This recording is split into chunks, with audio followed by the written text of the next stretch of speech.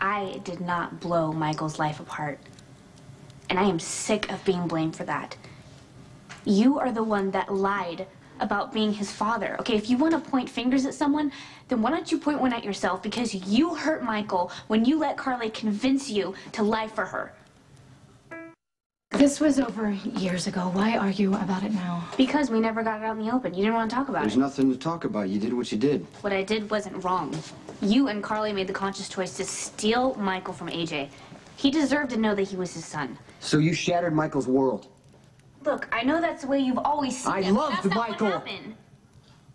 You ripped him away. You gave him to a selfish, angry father who hated Carly and used Michael as a pawn every chance he got.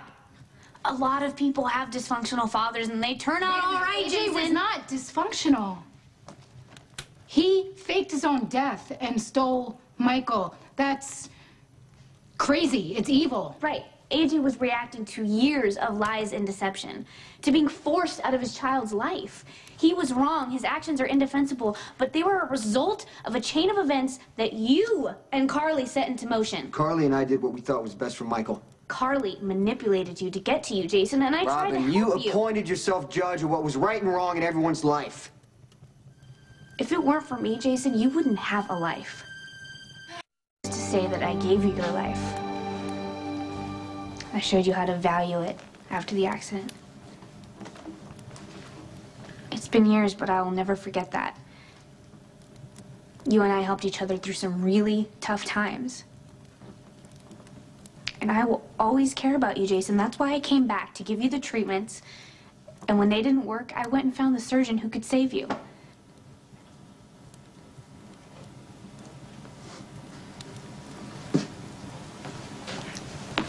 Thank you, Robin, for everything that you've done. You saved my life. And I will always be grateful for that. All I'm saying is that sometimes friends need to take a stand. And if I hadn't found Patrick Drake, then, you know, you wouldn't be here. I understand that you made the only choice you could. Both now and in the past. I don't feel the same way. All right. At least we've both said our piece. I just wish... What? I just wish that you could see the way Carly uses you and twists you all around. And you let her get away with it for some reason. I'll never understand it. Maybe it's time to let go of that. For Sam's sake.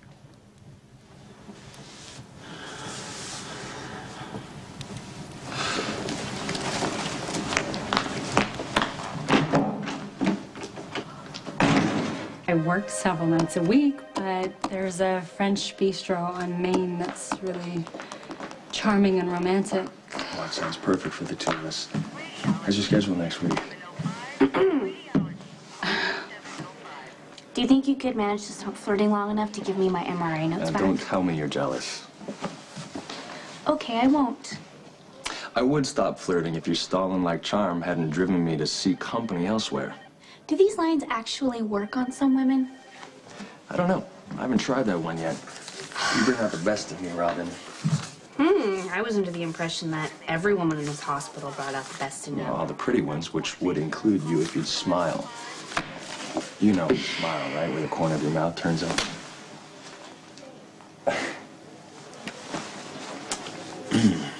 I meant what. Well, there's passion underneath your glacial exterior. Do you work at being this annoying? You must enjoy it. Why else would you keep popping up everywhere else I am? Oh, well, let's see. Maybe because we work in the same hospital. Okay, I'll make the first move. How about dinner Saturday night? In your dreams. Sunday, then. You really are unbelievable. That's what they all say. Wow. Can you please give me my notes back? Okay, listen. I know you like to take your time with big decisions, and I respect that. But you might have more fun with me than you think. I'm a great conversationalist. I have a lot of interests. I'm educated. I enjoy culture. Good for you. If you keep pushing me away, I'll move on. Could you? Please. I know you'd rather bite your tongue in two than admit it. But if I do, you'll be sorry.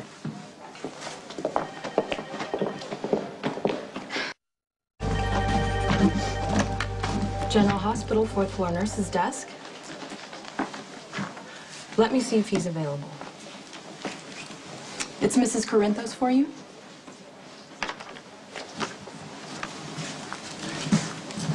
Carly, a pleasant surprise. I'm glad you think so. Look, I really need your help, and you're the only one who can give it to me. Do you think you could come over right away? Well, I had a dinner date, but I could be persuaded to cancel if this is a true emergency. It is, and I really can't describe it to you over the phone. You'll just have to come and see. It can't wait till tomorrow. No, it can't. I really need you tonight. What's your address? 607 Braidwood Trace. Will you please hurry? I'll be right over. Call Dr. Lee and cancel my dinner for tonight. Urgent house call. I'll bet.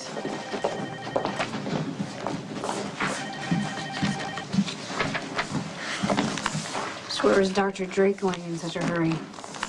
A house call to Carly Corinthos.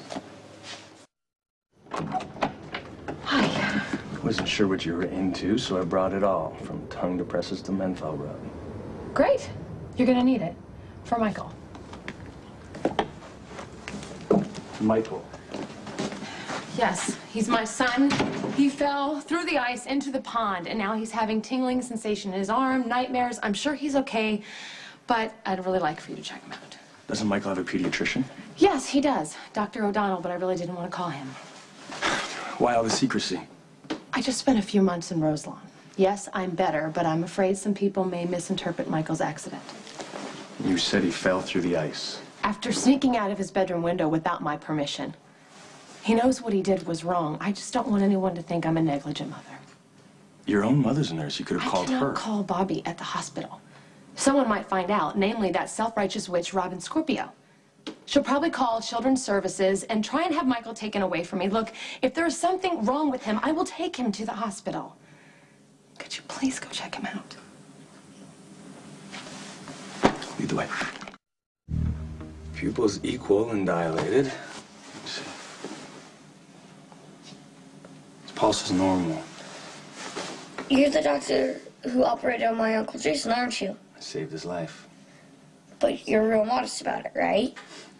Well, what's the point of being modest? The best neurosurgeon in the Northeast. Your uncle was lucky I was available. Can we turn the spotlight off of you and put it on to my son for, 5 minutes, please? He'll be fine. He's good to go. What about the tingling in his arm? It's probably nothing. His arm fell asleep. See, Mom, I told you.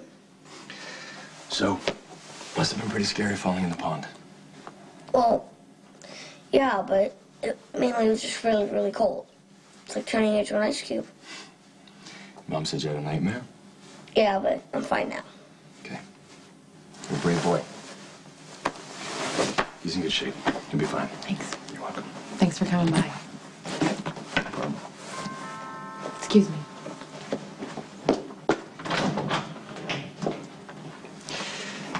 Tip for the future.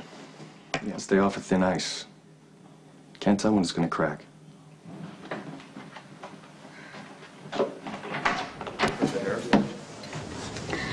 Who told you where I live? Bobby. Wow, you would think my mom would know you were the last person I'd ever want to visit from. Well, Carly, it is a new year, and since I'm going to be in Port Charles for the conceivable future, I thought there was a couple of things we could talk Why about. don't you go back to Paris? I'm sure there are plenty of French people that are in desperate need of your wisdom and your guidance. Fly back there and run their life. I'm not trying to run anyone's life, Carly. I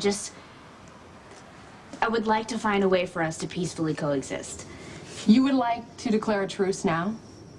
And it's all of a sudden so important to you that you had to come all the way out here and ring my doorbell? I don't buy that. Hurry up and say what you want, because I'm pretty busy. Oh. I get it. So you two are... Yeah. Damn straight we are.